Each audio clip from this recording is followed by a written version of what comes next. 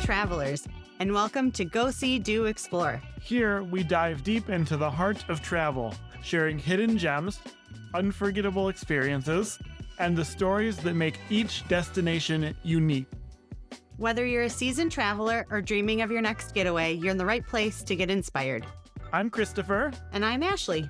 And together, we'll set the course for your next great adventure and discover the stories that make each place unforgettable. It's time to go, see, and do more. Let's explore.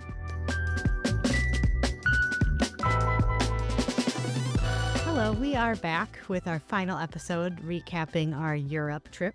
And this time we are focusing on Venice. And then the last part of the episode, we're going to talk about dining in Italy and what you need to know as a visitor. Yeah, looking forward to it. So you may or may not know that Venice is a series of islands with canals kind of going all between, and man-made islands, I should say, too. There were islands there originally, but the original settlers built on and made them bigger. We arrived to Venice from Bologna on a train. And where the train ends in Venice, there's train tracks and then there's some cars. But once you get away from that, I don't remember what that area is called, but once you get away from that area, there are no cars. I don't know about you, but that surprised me. I didn't realize Venice was completely car-free. Yeah, I wasn't really sure what to expect. I definitely knew, like you, that parts of it wouldn't have cars, but I didn't know that it was just kind of that one spot to have them. The easiest way to get around Venice is on their water taxi system, which are called Vaporettos. Yeah, it's just like a little bus, except it's a boat. They are notorious for pickpocketing. We didn't experience or see anybody pickpocket on a Vaporetto. I don't know if we were just not on the right Vaporetto. I don't know if it was the time that we were there. I don't know. Is that what happened to my watch? Just be aware if you're planning a trip to Venice, you need to be aware of your belongings. Yeah. There is a spot on the Vaporetto for luggage when we arrived. Obviously, there was a train full of people arriving, so there was a lot of luggage in that space. So we had to kind of take it with us to our seat, which I don't think the Vaporetto driver people appreciate that, but I think it was okay in that circumstance. A couple other things to know about the Vaporetto. I could not get Google Maps to select the Vaporetto as a valid means of transportation. So in Venice, if you're using maps to figure out how to get around and you want the Vaporetto to be a part of your strategy, use Apple Maps or something like that. I know, I know, but just Google Maps just wasn't, at least when we were there, it just wasn't part of the Google Maps system. You can get different passes. You can buy single tickets, but I think they're pretty expensive, like $9 or something like that. So if you're going to take it a couple times, you can buy a 1-day pass, a 2-day pass, or a 3-day pass, and so then you'll save a lot potentially. Of course, if you're a resident of Venice, they have a special pricing, but I'm assuming that's not who's listening to this. Unless you just happen to be listening to this episode as a Venice resident. Yeah, but it was a really nice way to get around. Worked well. There are also water taxis, which we didn't use because they are very expensive. And we couldn't exactly figure out how to schedule them. Yeah, I had kind of a last-minute decision that maybe we would take a water taxi to the airport. And by the time I decided we would do that, it was just actually not feasible to even do. We ended up going a different way, which we'll talk about. But yeah, if you want to do the water taxi thing, which is like a private boat, basically. Not the gondola, we'll talk about that too, but it's like a private motorboat. Yeah, they were really nice looking, like very nice wood boats. Yeah. Like I kind of wish we could have ridden on one. But yeah, it's like if you've seen Indiana Jones and the Last Crusade, it's like those boats.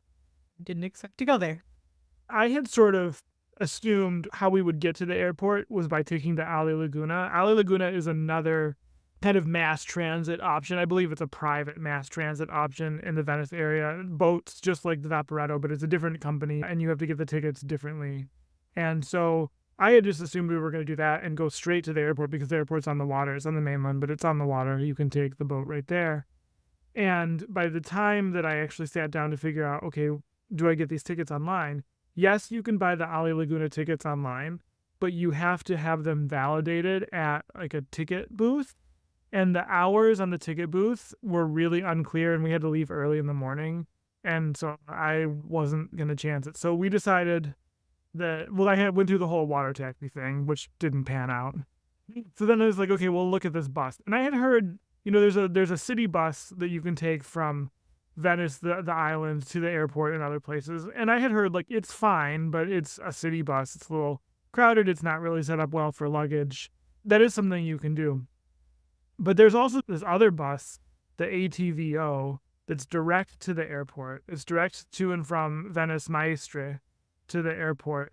And it was 20 euros a person, and it included, like, you could put your bags in the under the bus kind of area. And it was more like a motor coach where it was that style of seating. It wasn't a city bus.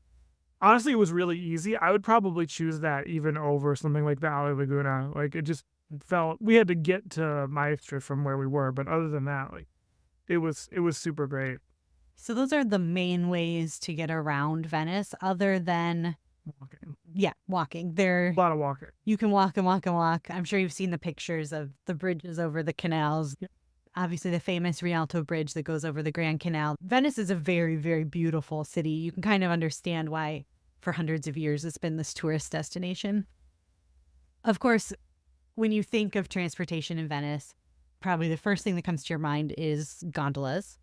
We didn't end up taking a gondola at any point, but I wanted to talk about it. Yeah, it just didn't really work out. Yeah, it didn't really work out in the timing. But the gondolas nowadays are pretty much only for tourists. They don't actually take you anywhere. You go in a circle. But just when you're thinking about getting around Venice, just be aware that the gondola is not really a transportation system anymore. The exception to that is there are some places on the Grand Canal where you can step into a gondola and it's part of the public transit system. They'll ferry you across for, I think, 2 euros or something like that. That's one exception, but it's not going to be like the gondola ride you're thinking of. Right. And also, unlike what you see in TV and the movies, the gondoliers don't really sing to you. Yeah, I didn't even really know that was a thing, actually. That this is a thing that at least Americans assume that you get sung to. But they were saying that that's something people are disappointed when they come to Venice and find out the gondoliers don't really sing. Although you can certainly book experiences. We saw one where there were some musicians on board here. The gondolier wasn't singing. Yeah. If you want music on your gondola ride, you probably will have to book that separately. But that is something you can do. Yeah, they like fix the prices for a regular gondola ride. What was it, 80 euros? 80-ish. Yeah, that's like the fixed price for a gondola experience. But then you can definitely book third-party things that go above and beyond, like what is a typical 45-minute gondola ride or whatever, like with food or with a musician, or they do all kinds of other things. And if you want a gondola in the evening and later, it costs more. Yeah, it's like 110 or 110. So that is the gondola experience. I believe this is done now, but I wanted to touch on the fact that this spring into early summer, if you wanted to enter Venice, you needed an entry pass. If you're staying in the city, you don't have to pay it, but you have to fill out a form to let the city know where you're staying. And then when you arrive, you have to show a QR code. Mm-hmm. It was very theme park-like. Yeah, this is kind of weird. I hadn't thought about this until we got off the train. And it was only some weekends, right? It was only like certain weekends. And then there's 1 week. The point is, you get off this train, and whether you've purchased your day pass or whether you have your QR code that you're exempt from the day pass, you walk up to someone and they literally scan your ticket and welcome you into Venice. Like, yeah, it felt like a theme park. Like, I don't know that this is really what they're going for. And then when we'll talk about our tour we went on later, but our tour guide was talking about it, and he said, yeah, he feels like people actually behave worse because now they have almost like a theme park mentality, like they paid to be there and so can leave their trash wherever, which like you shouldn't do even if you've paid to be somewhere, to be clear. But anyway, I saw that situation. The other thing, what he said was that really the thing that the city actually needs to do is limit the number of travelers into the city every day. But the problem with that is so many businesses exist in Venice to cater to the tourists that if they reduce the number of tourists, people would lose their livelihoods. It's a tough situation there in Venice. Double-edged sword a little bit. Yeah. Yeah, so this is something they're trying to deal with, the overcrowding that Venice has been dealing with for, I don't know how many years that's been going on, but long time. A long time. So yeah, that's just something to be aware of. The Venice does have an over-tourism problem. Yeah. There's not housing for the locals. They're getting priced out. And, even besides housing, food is more expensive, and it's becoming a place that is just too expensive for people to actually live. I know Venice isn't the only place like this in the world, but that is, yeah, it's a big problem there. Yeah, and I think we talked about this on another episode, that when we talked about cruising, a lot of times the visitors don't necessarily benefit the city economically, at least with the cruise ships not being allowed to go right there anymore. People have to buy food and stuff there. It's a little better, but That's kind of what you need to know about getting around in Venice. just want to say, you can walk end to end in what, like 2 hours? So you can always, I mean, the Vaporetto is really nice and we definitely used it, but you can pretty much walk anywhere if you have enough time. It is a maze. Yeah. But you Definitely can do it. have your map handy. After we arrived in Venice and checked into our apartment, the first thing we did was we headed to Doge's palace. Doge was like the Duke of Venice. And so there's a giant palace full of art. And I feel like this is another place on this trip where we felt like a tour would have been beneficial. Yeah, I think so. There's just so much to see.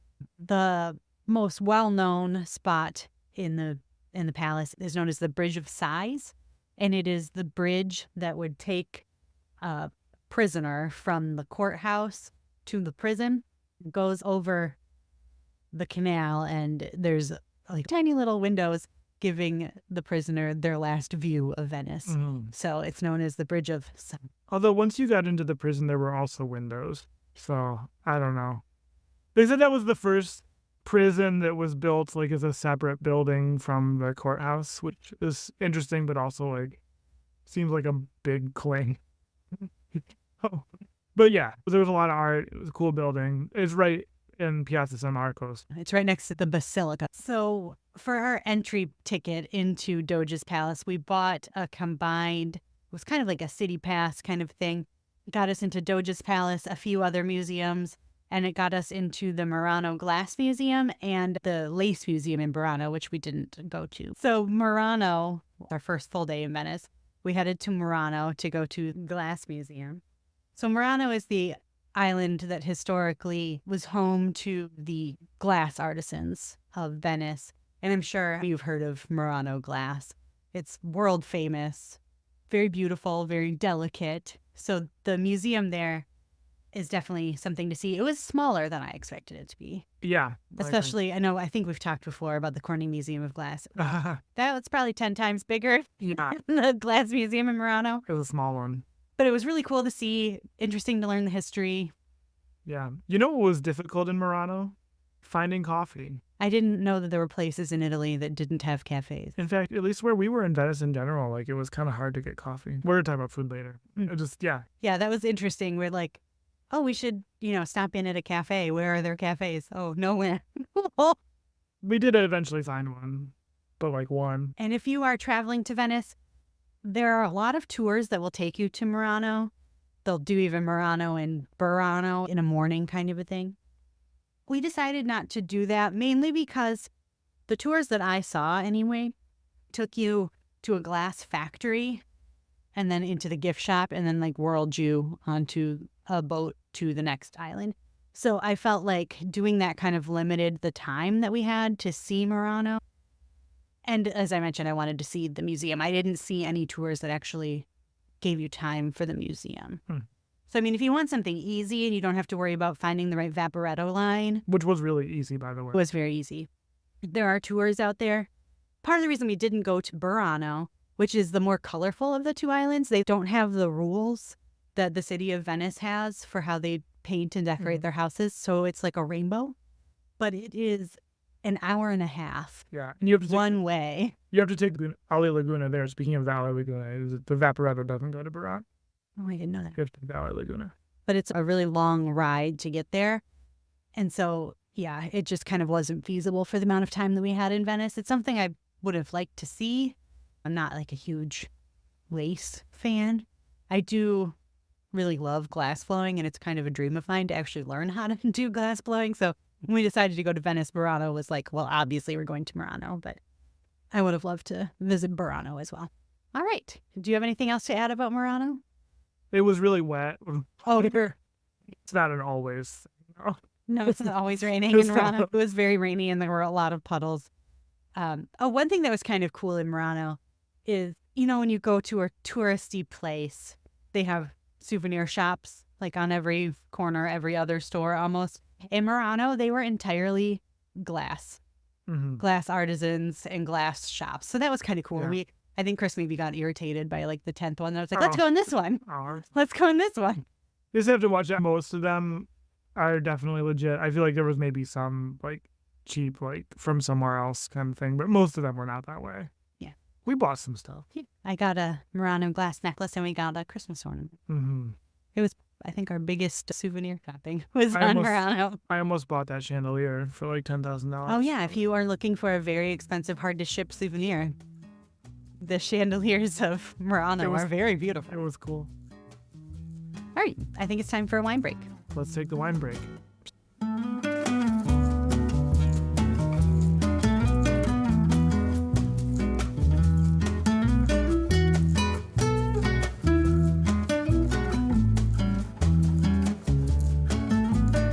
We have a wine called Tarima Mediterraneo, and it is a Spanish wine from Bodegas Volver, and it's de Alicante is the city.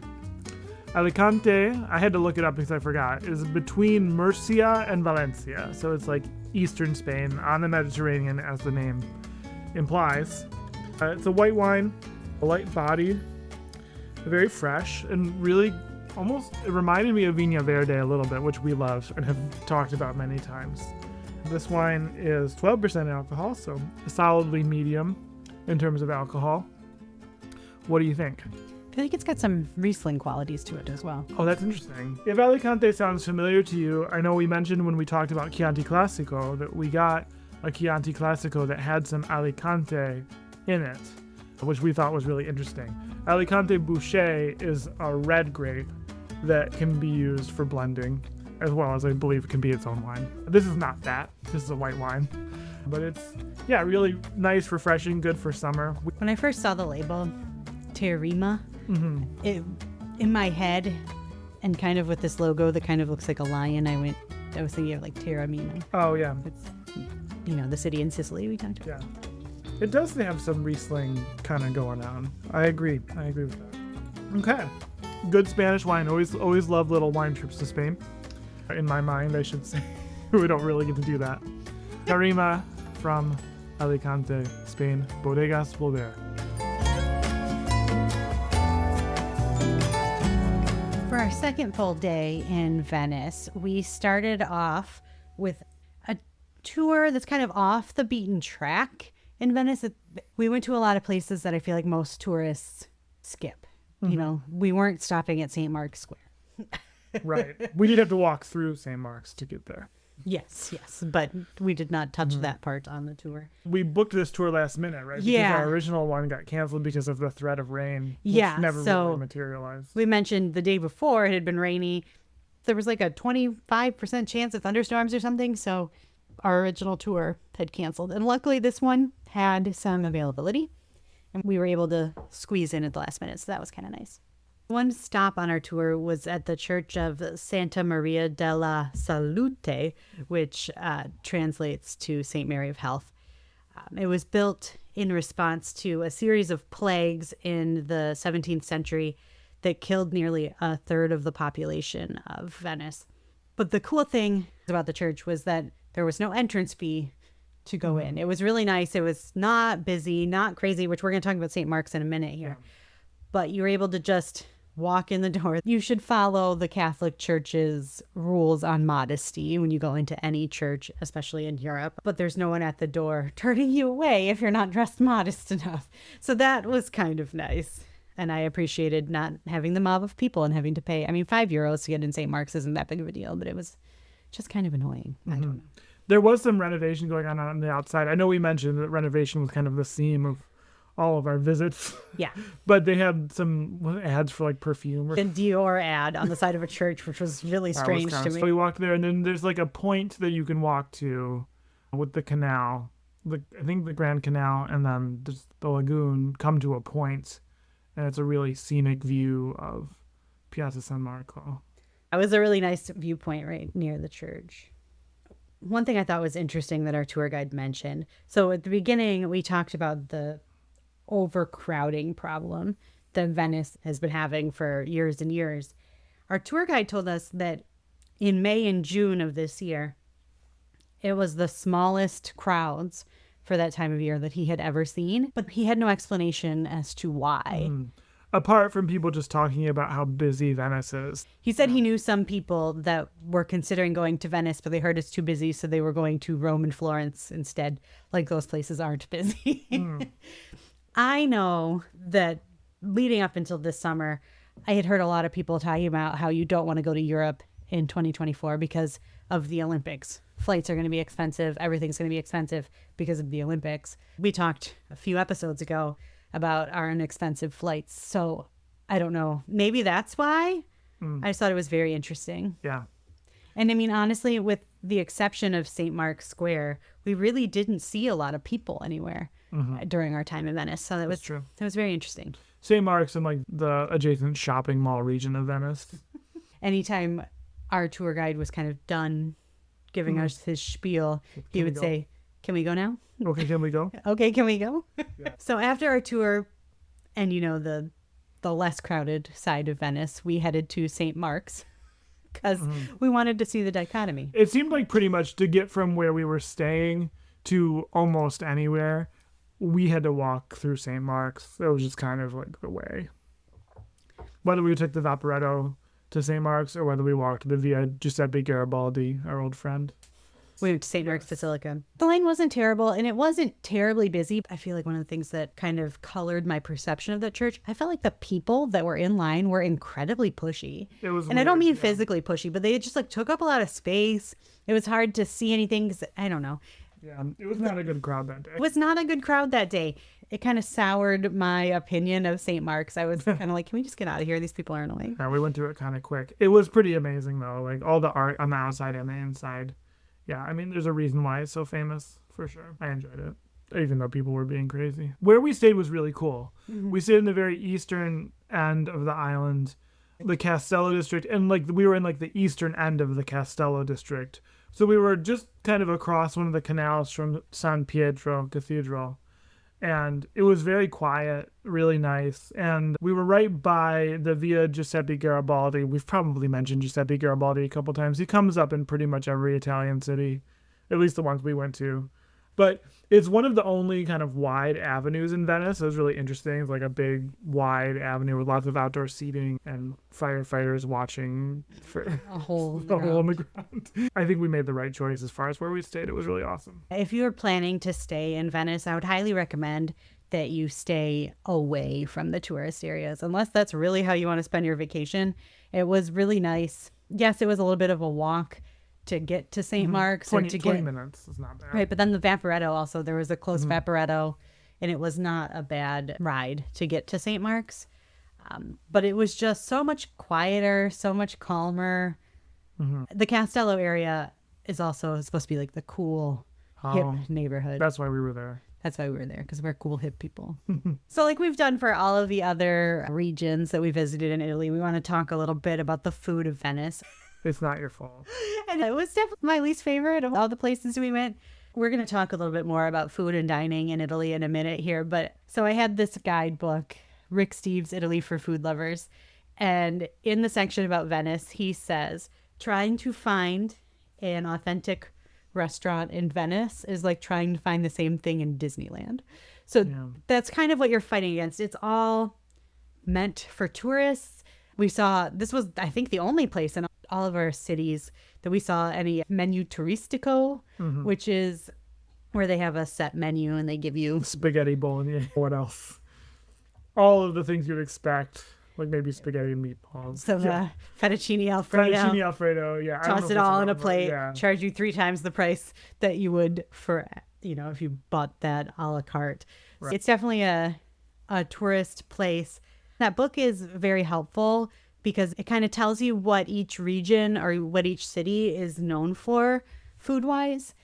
Venice is very fish heavy, just kind of like Sicily in that way. It's on the Adriatic, and fishing is a big source of income.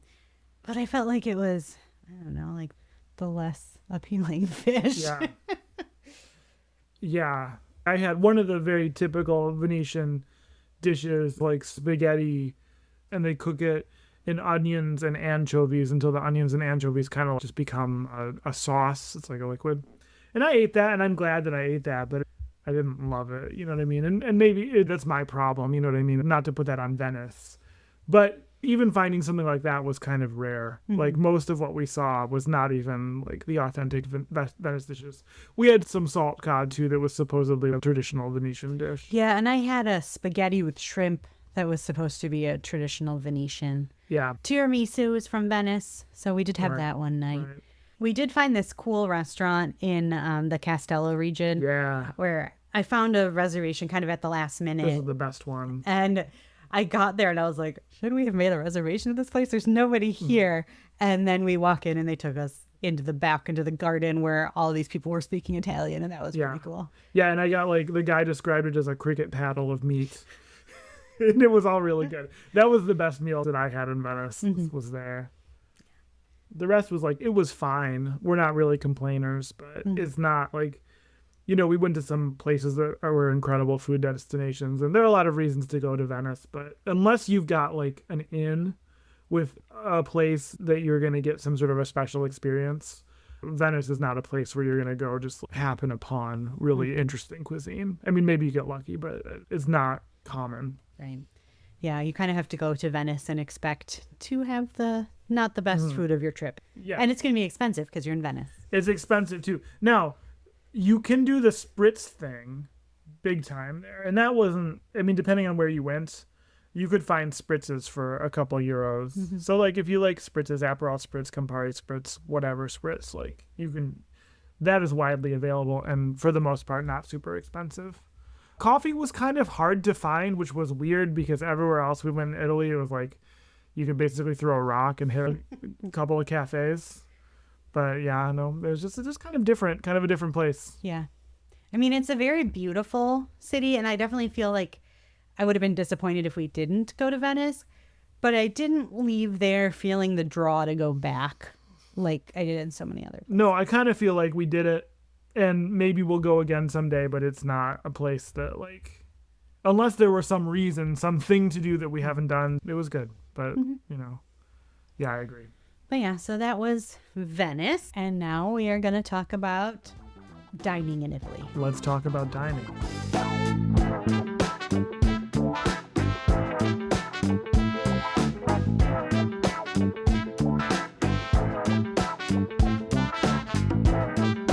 So probably going back to our first episode in our Italy recap here, we said that one of the most common questions we've been asked since we've been back was about how we got around Italy. Probably the second biggest question we were asked is, do you speak Italian? How did you get around? How did you get by in Italy? Io capisco un po' l'italiano. So Chris did, what was that thing that you did? It's called the Pimsleur method. It's apparently like what the CIA uses or something like that. But it's basically brute force memorization of phrases. Kind of like, you remember the language tapes of the 90s? It's kind of like that.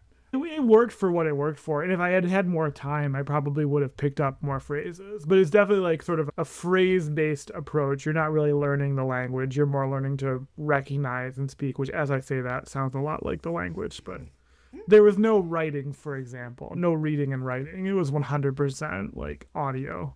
And so you learned how to say, I don't speak Italian. Right, that was maybe the most helpful one. But I don't understand Italian, really. Like, yeah.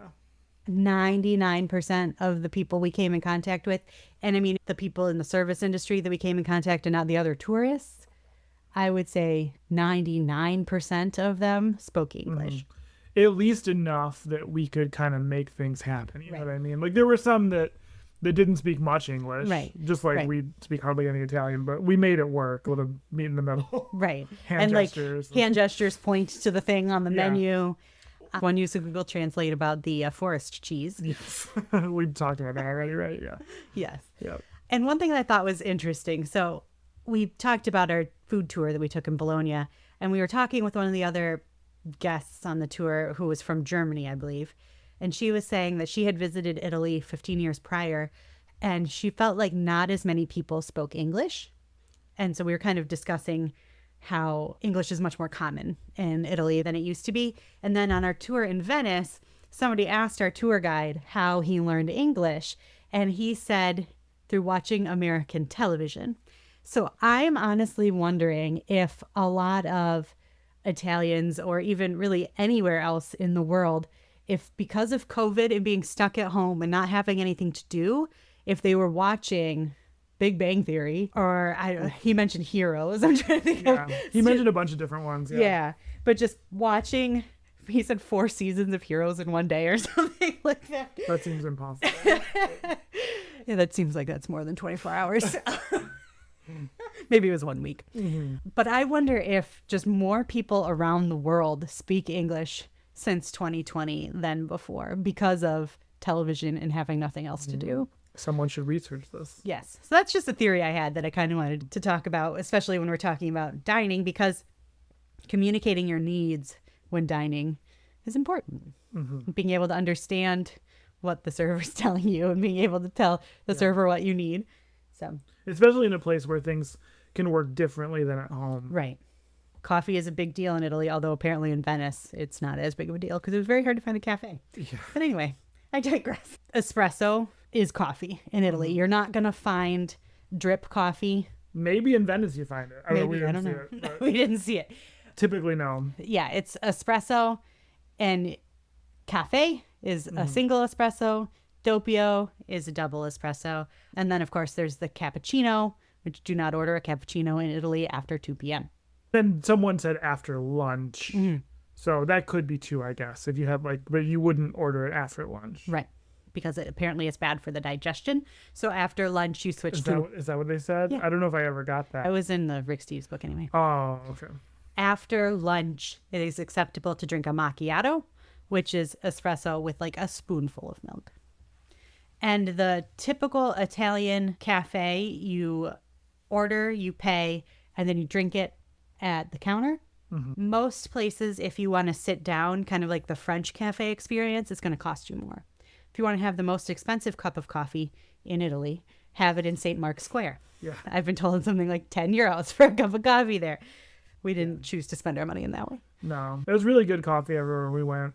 In Naples, our tour guide, that Naples has good coffee and no one else does. Yes. But Naples is the best coffee in the world, period. Mm. No discussion. And he's like, they call it coffee. That was his whole thing. He's like, it's not espresso, it's coffee. Like Rick Steves, in his book, did say that if you, as an American, walked into a coffee shop, into a cafe, and just ordered a coffee, if you didn't specify espresso, they might give you an Americano. Mm-hmm. Which we didn't have that experience, but you always ordered just a doppio espresso. Yeah, I didn't see anyone making Americanos anywhere.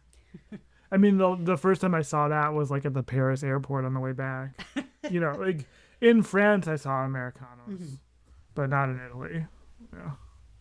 A few cafes that we stopped at, we would order at the counter and then they would take it to you at a table. So I just thought that was kind of interesting because I wasn't expecting that kind of a service. Yeah, everywhere it's kind of a little different. Mm-hmm. And you had to, we were told that Italy has this system where you go to the cash register and you order and they give you a ticket, and then you go to the barista and you have to forcefully assert the ticket. There's no lines, it's chaos, right? And I experienced that I think twice, and then the other times it did not work that way. So I don't know. I think it's different everywhere, and just go with the flow and pay attention, right? Watch and see how someone else is ordering, and just be clued in. Also, it seemed like croissants were big with your coffee. Yeah. A pistachio croissant, a chocolate croissant, some Nutella croissants. Yeah, we did that. In Italy, breakfast is like a coffee and a pastry. It's not an American breakfast, an English breakfast. You're not getting this big plate of meat and eggs or anything like that. Although there were places in Venice that offered that if that's what you were looking for.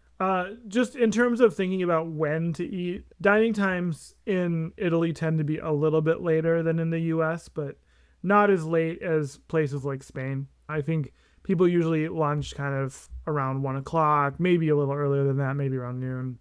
People eat dinner. It seemed like real full dinner was happening around 7 o'clock, 8 o'clock, maybe 9. It's not 10 p.m., 11 p.m. Yeah. It's not that late. We mentioned in our Sicily episode, we went, I think I had a 10:30 reservation in Rialto, and we get there and they're like, our kitchen closes in 15 minutes. We're like, Okay. Yeah.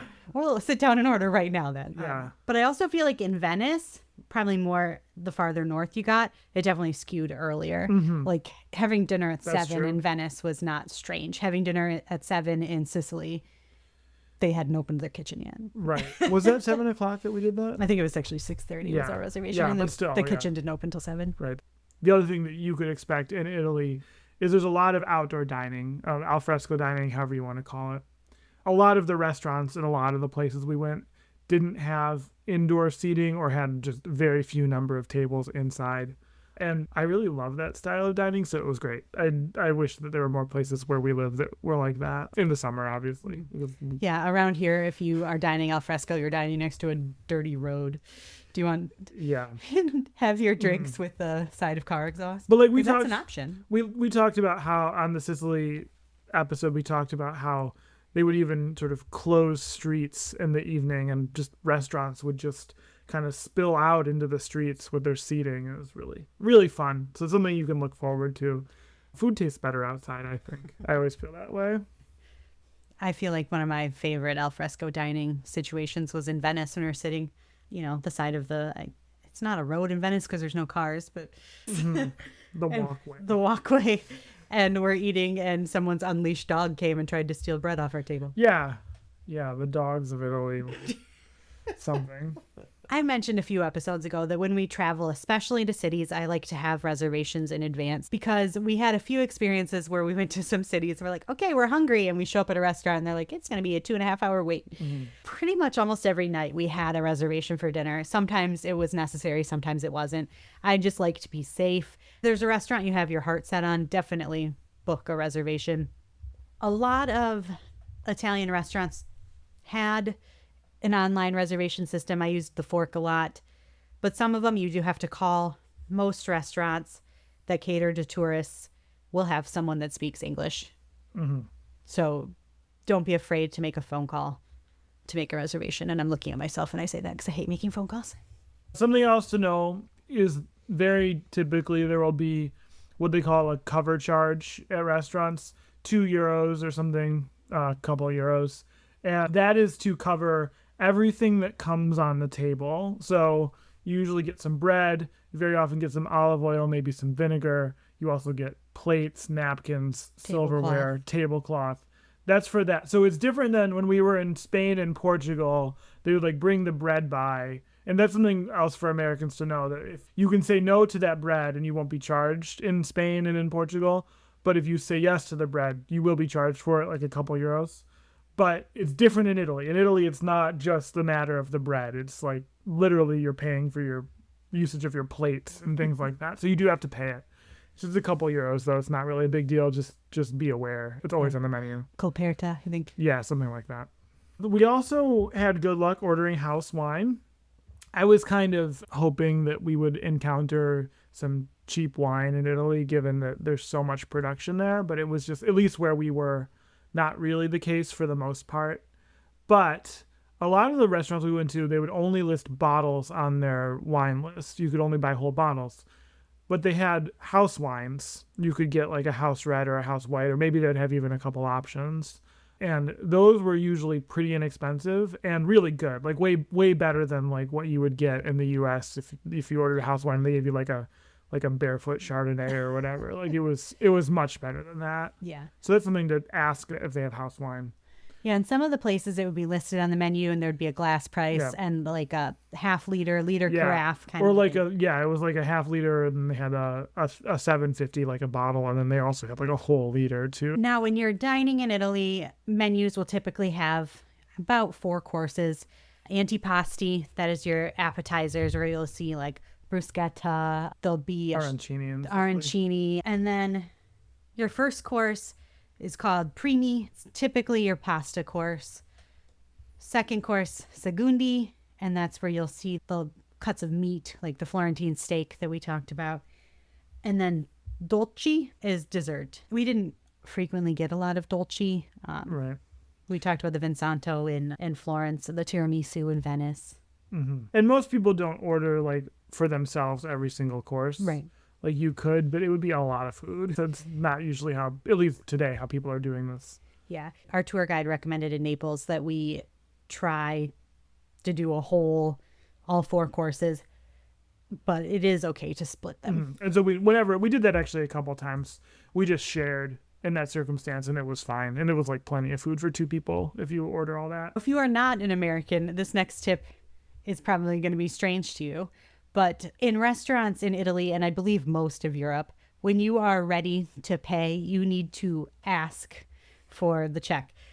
It could sometimes be very uncomfortable, especially the servers seem so busy.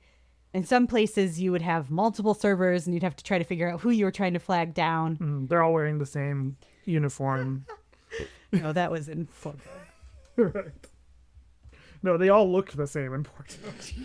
And wearing the same clothes. Once you got the check, it was not consistent, like how you paid. Outside of the U.S., you pretty much will never give your credit card to anyone who will disappear with it. That's pretty much an American-only thing. Yeah. But sometimes the server would come to the table with, like, you know, as they called it in Canada, the portable. The portable. A little portable credit card machine. The toast, I call it sometimes. One time when we had a reservation with the Fork, they gave us a QR code for Fork Pay. Yes. But most of the time, you had to go up to the register and pay if you're paying with card. That was never clear to me, and I feel like of all the dining in Italy things, it was the one that made me the most uncomfortable. Oh, I mean, you pretty much just have to ask. I don't think it's really a big deal to ask, but you just have to ask, how do I pay? Like, do I pay you? Yeah. Do you take money here? And then unlike in the U.S., tipping isn't as big of a deal in Italy. It's still good to be conscientious and generous. I think I'd say generous within the bounds of what is normal. It's not 20%. 15-20% like in the U.S. It's a couple euros. Round up your check kind of a thing. Yeah. If you're paying with cash, a couple of extra euros. If you're paying with card, there will not be a line for you to add a tip on your card. It's just not a thing, right? So this is always, I think, one of the challenges. You have to keep coins around, but like you don't want to have a bunch of the 20-cent coins. Right. You have to keep like $1 and $2 euro coins around for this. So it's just something we're always like constantly thinking about. Can I break this 20 so that I have coins for tip later? Yes. Things like that. And gelato is a big deal in Italy as well. So I wanted to touch on that. A lot of restaurants will have gelato as your dolce, but most cities had gelato on every corner. Naples, it was hard to find gelato, and Venice didn't have a ton. I'm sure in the St. Mark's area there was probably. Yeah, we went to what was that one? Like Pinguina. Yeah, it was a penguin. Yeah, it was all right. It was fine. I felt like the best and the most options were in Florence. Yeah, Did at we least have for where we were. Did we even have gelato in Bologna? Yes, I had a granita, which was like really sour and sweet and way too much of it. You can only eat so much of something that tastes like They only pure had like lemon. a small or a large, and the large you got, and it was like large. No, I feel like I got Or was it the the small small? granita. Did you get the small? Yeah, it was huge. It was like a child-sized cup at McDonald's. Yeah. And it was stuffed of like really sour granita. Yeah. It was kind of like a gourmet version of the Minute Maid frozen lemonade, I would say. A gourmet version, okay, let's be clear, like it's not the same. A gourmet version of Pennsylvania water ice. A wood rice? It's not water ice, it's wood rice. But yes, I think that's what you need to know if you are planning to travel to Italy and eat some really good food. Oh, and enjoy yourself. It's fun. All right, so that is the end of our Italy recap. What are we going to talk about next week? It'll be a surprise.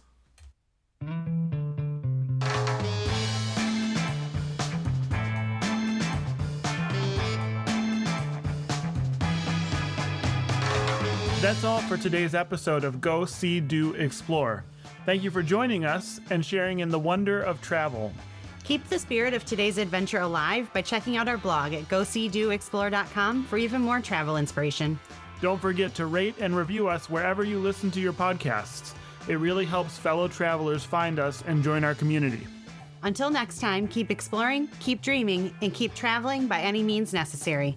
I'm Christopher. And I'm Ashleigh, bidding you farewell and happy exploring.